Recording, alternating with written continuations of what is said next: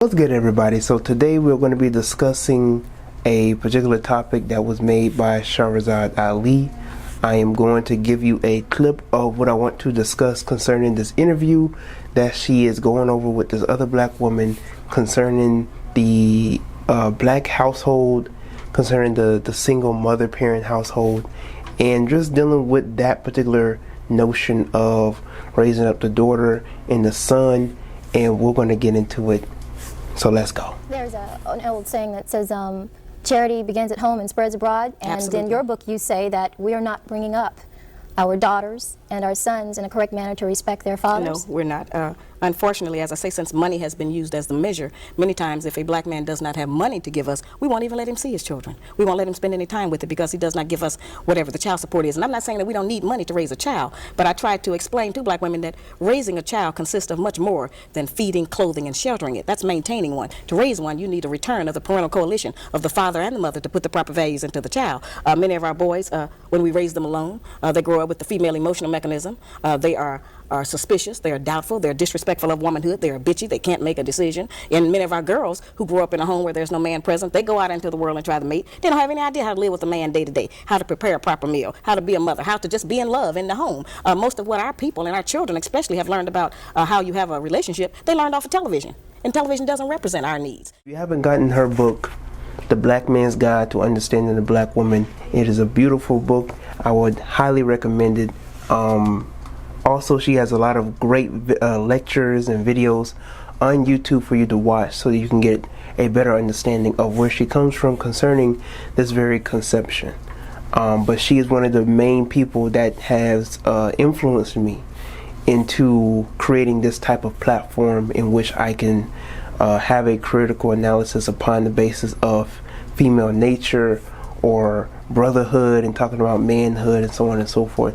So I took it upon myself to create a platform like this. This is why, 88% of the people who follow me are men, and the Supreme 11s, the beautiful women who, tolerate my head ass, my head assery.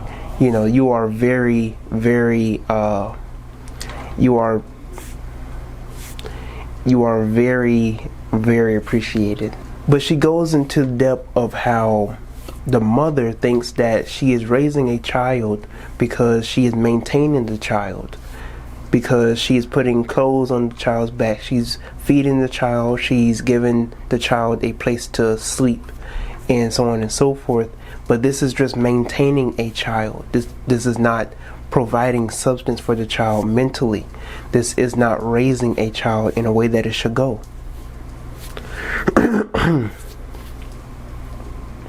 When you're dealing with the daughter is being raised up to hate men, is being raised up to thinking that she can get her way any type of way or whatever the cost may be. And then you have the son who thinks that women are trash to even some extent.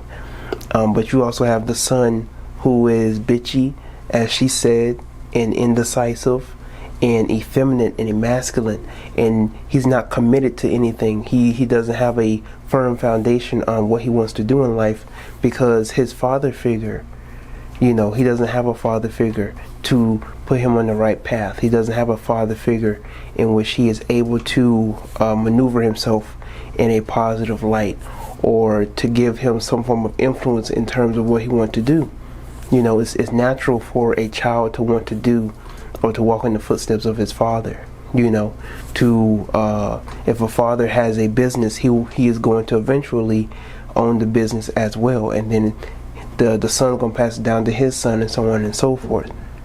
But if you don't have a father figure, you're not going to have an influence or an idea, at least, of what you want to do in life. This is why a woman cannot teach a man how to be a man, just like a man just can't teach a woman how to be a woman, or his daughter how to be a woman. A woman cannot teach her son how to be a man. You can provide him wisdom. You can tell him to brush his teeth before going to bed, look both ways before crossing the street, make sure you do your homework, keep God first. You can give him all those type of scenarios, but you cannot give him his manhood. The same thing and vice versa for a man. A man can't give a woman or his daughter her womanhood. A man cannot gain manhood or a backbone from his mother. I don't care what these black woman is God type of Negroes will tell you. And think about it, if you're raising your daughter in a particular light in which she is being independent and thinking that she don't need a man, she's going to be put in the same predicament as the mother, and then she's going to be raising a single child excuse me, brothers and sisters, I'm having a hard time understanding. She's going to be a single mother raising a child or children, and they're going to be confused in which they want to do in life, and they're going to be confused on how to maneuver in a family household if they want to have a household, because everything that they have in terms of a conception of a household is given on television. The son might not even want to be a man because of how much the mother might talk ish about his father or other men. So then he wants to be more like the sister. He wants to be more like the mother. He wants to walk and talk and perpetrate the acts of his own sister because of how much trash the mother talks about men. It happens. You have a lot of these hood niggas out here who will go out of their way to mistreating another woman or mistreating other men who reflect them because they looked at him the wrong way, stepped on his Air Jordans, or just petty stuff, just petty differences or whatever the case may be, and he'll go out of his way to literally putting somebody else in harm's way and being hyper emotional just like his mother, because that's where he got those traits from, being hyper emotional just like his mother, and then ended up getting killed or ended up going to jail or being sentenced, whatever the case may be, because of those hyper emotional traits that he has received from his mother, because his mother was hyper emotional. His mother was mentally unstable. But to conclude with this, she really breaks this thoroughly in her book, The Black Man's Guide to Understand the Black Woman. I highly recommend that you get the book. Until next time, I'm Tyrone. Thank you for watching this video. Hopefully you got something out of this video. And if you did like this video, share your thoughts in the comments below. Share this video with other people. Until next time, I'm Tyrone, and I am out.